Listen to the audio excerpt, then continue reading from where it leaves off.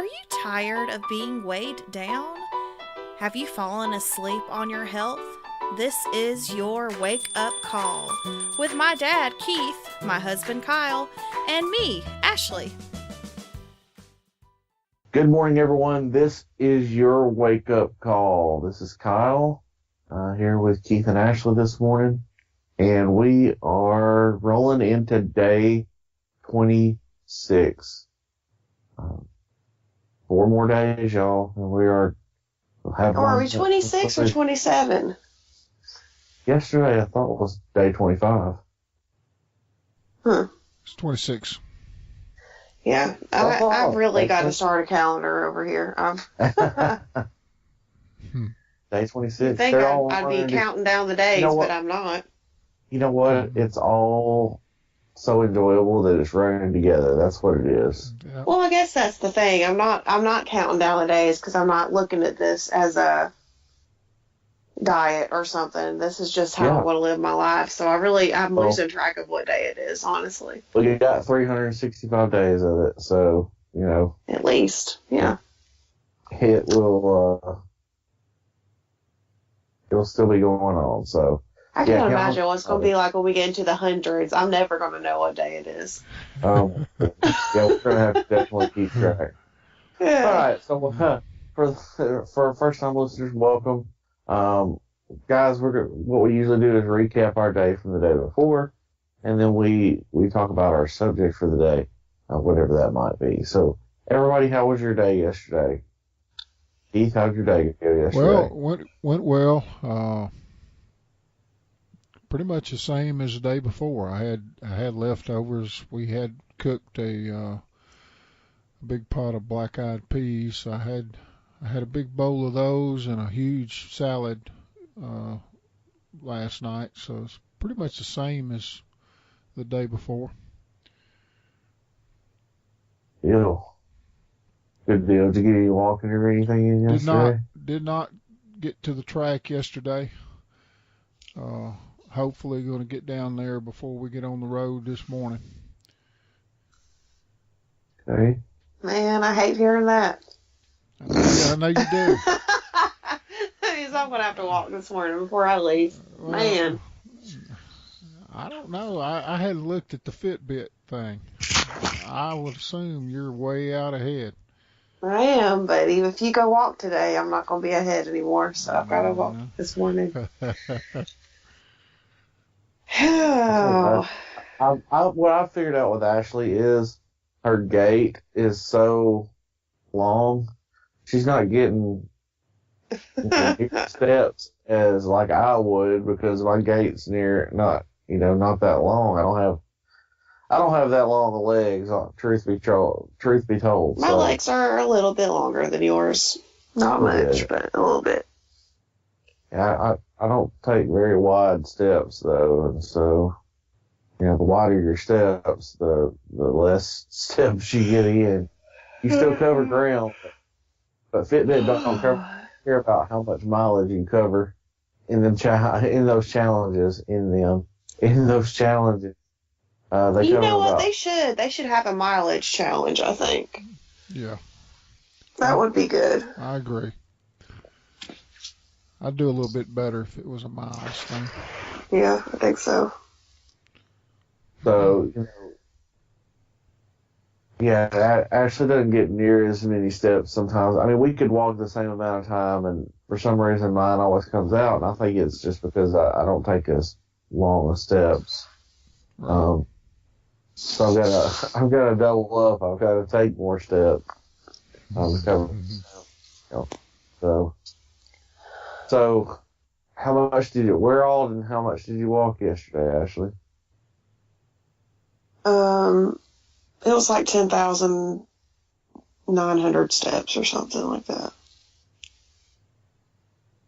Okay. But I took my loop around the neighborhood, and it was rough yesterday because I walked around 11 o'clock, and I took Kyle's suit to the dry cleaners, which isn't very far, but I've never walked there before because, I'm just a big lazy person most of the time. So That was interesting. Walking down the road with a suit draped over my arm. I'm sure that looked weird.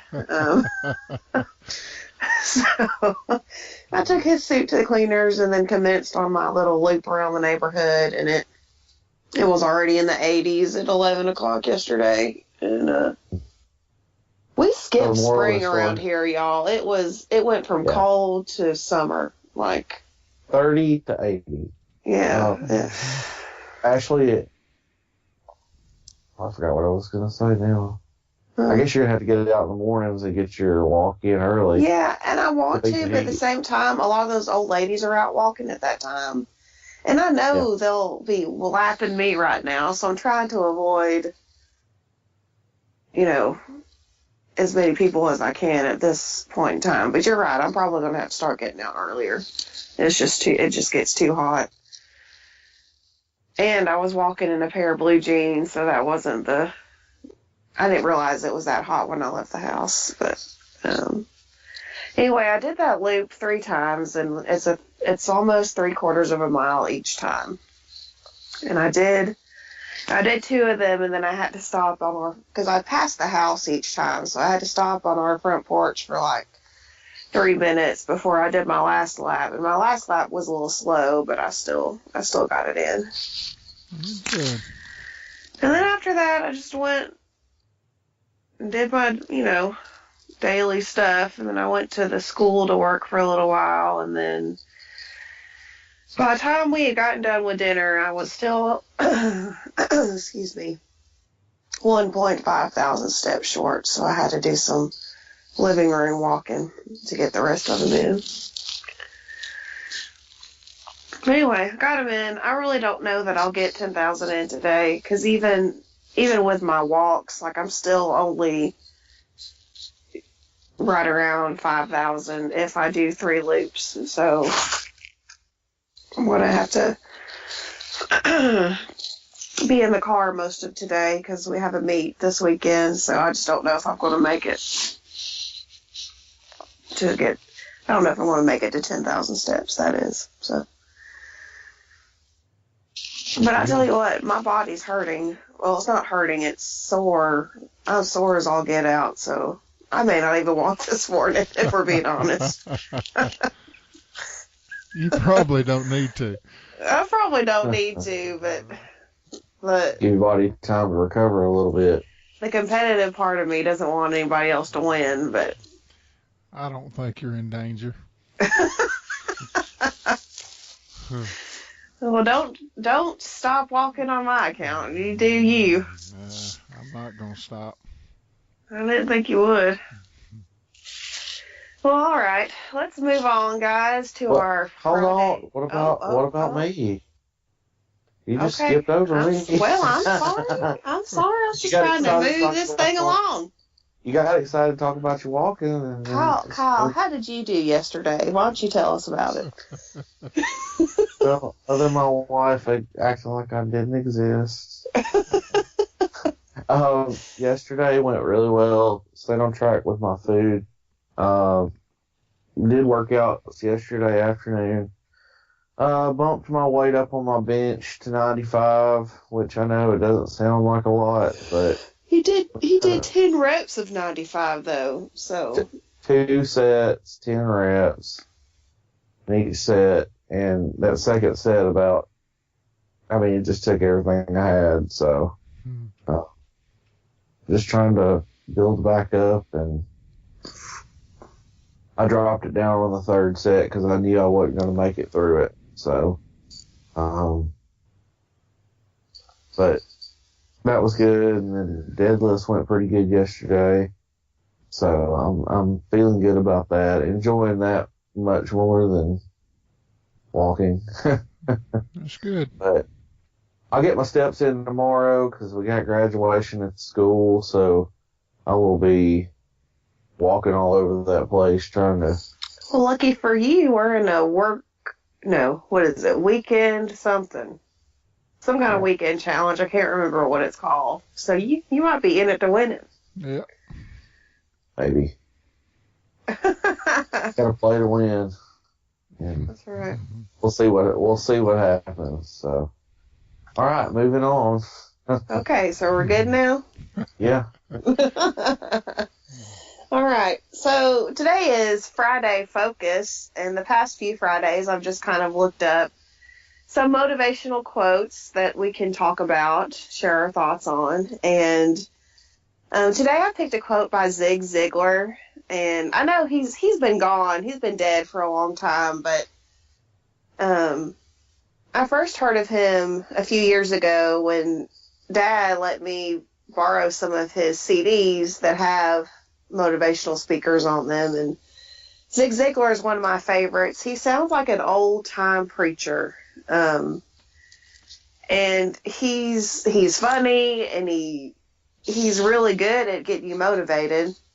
And I was reminded of him because I drove Kyle's car the other day, and one of Zig's CDs was playing. And I was like, oh man, I forgot how much I love this guy. So that was enjoyable on my little ride to school in Kyle's car, listening to him for a few minutes. And one thing he says that I've always really liked is, don't become a wandering generality. Be a meaningful specific. That's always struck a chord with me. Do y'all have any thoughts on that or what that means? Purpose and intention. Yeah. I mean, we have to execute with purpose and intention. We have to act with purpose and intention. And I think for us, in the context of what we're doing right now, it's where so many people go wrong. They walk up in a gym, they don't really have a purpose. I mean, they want to lose weight. I'm doing air quotes, and I know everybody can see that over the Power podcast, but I can hear it in your voice, the air quotes. Everybody wants to go in and lose weight or get their summer bod, and that's what they're focused on. I mean, kind of focused on, but not really. They just kind of go in the gym. They don't go in with a plan. It's kind of like wherever the wind takes me as to what workout I'm going to do today. And honestly, most of the time, if they go in like that, they don't really have a plan, and so they don't really get a lot accomplished. Meaningful, specific. No, go ahead. I think that's true. I had the opportunity to hear Zig 2 or 3 times live and in person. That's so cool. A few years back, and he's always been one of my favorites as well. But along the lines of what you're saying, Kyle, the difference between working out and training is training. You have a goal in mind, Mm-hmm. and you have what you're doing is intentional towards that goal. So that's the difference between training and just going to the gym and walking around and just working out, so to speak. Right. Yeah, I mean, you think about people that walk up in the gym and they're not there with the purpose. They're not there to train. They don't have a plan in mind. It's just kind of whatever, may come. And what they end up doing is just kind of putting around for a little bit and then leaving without really doing any kind of work. Another thing is, I mean, we can look at it from the lifestyle diet choice, People are like, I'm going to lose weight, but they never really set a plan down as to what they're going to eat, or they never, not to say set limits for themselves, but they don't find purpose, or they don't set a purpose out for themselves, and therefore they're flimsy on it, and it gives them carte blanche to eat whatever they want. So Right. They wake up on Friday morning and they're feeling like a donut. They're going to eat a donut, but without purpose. They're not just going to eat one donut. They're probably going to eat 3 or 4. That the whole idea of being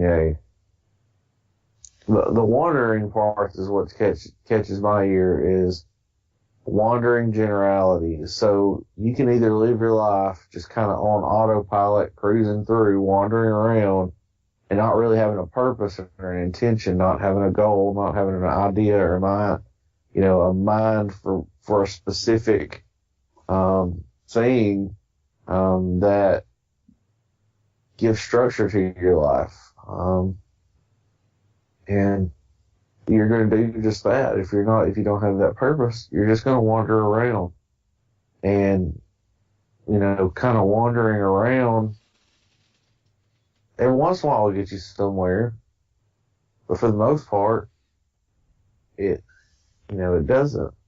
I think However, I think one thing though that to really remember about this is you're right. This quote applies to your life, excuse me, and your attitude in general. It's not limited to just your health or your diet. It's if you have this mental attitude, everything in your life, you're going to try to do the best that you can. And the wandering generality part, I think something else to think about is people who are wanderers I'm sorry guys, my allergies are bad this morning. Excuse me. People who are wandering generalities generally don't become leaders, and they follow instead of lead.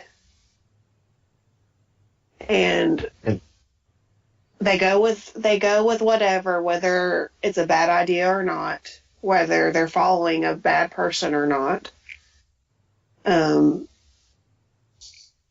They're going to get on these diet fad trains, which I've done in my life before without doing any of my own research. If you are a meaningful, specific, you have meaning, and you're not just going to blindly follow whatever somebody else says without doing your own research and coming up with your own thoughts and being like, you know what, this is the right way to go. This is the right decision. And being a meaningful specific sometimes means that you're not going to be following. You are going to be the leader, and you're going to do what it takes, even if no one else is going to do it with you. Amen. Well, it's you choosing what to do with your life as opposed to letting somebody else make the choices for you. Right. Exactly. And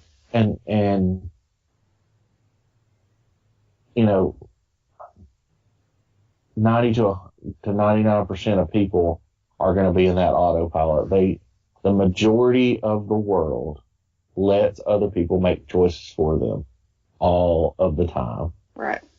And so you have to break outside of that. You have to move beyond that, to where you take charge of your life. You have that choice. And for a lot of people, it's just easier not to choose. And we use excuses, and I'm going to say they because we've been there before. Right, I'm just as guilty of it. But we use all kinds of excuses. I was born into this situation. And this goes far beyond just weight loss. This is tons of things in life.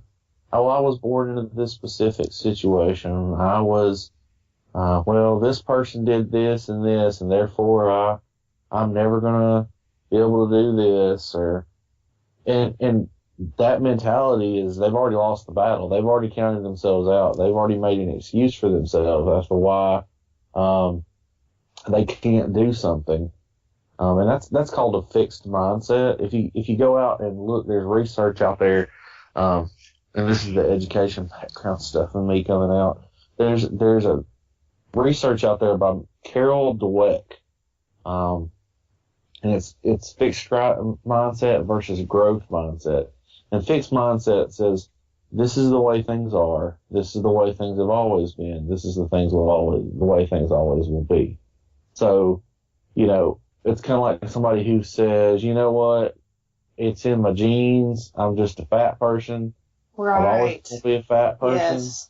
And so what that does is when they encounter difficulty or hardship, okay, they're wandering generalities. They're kind of, This is just the way it is, and I can't this is change it. just the way it is, and we can't change it.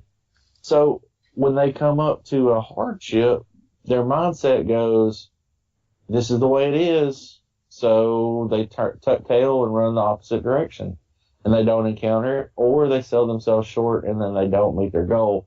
And they say, well, it's just because I'm a fat kid and I'm always going to be a fat kid. And My I'm mom not was gonna, fat, and my dad was fat, right, and my right. grandparents had Both of my diabetes, parents and had, right. both my parents had diabetes, and they both, this, that, and the other. Well, okay.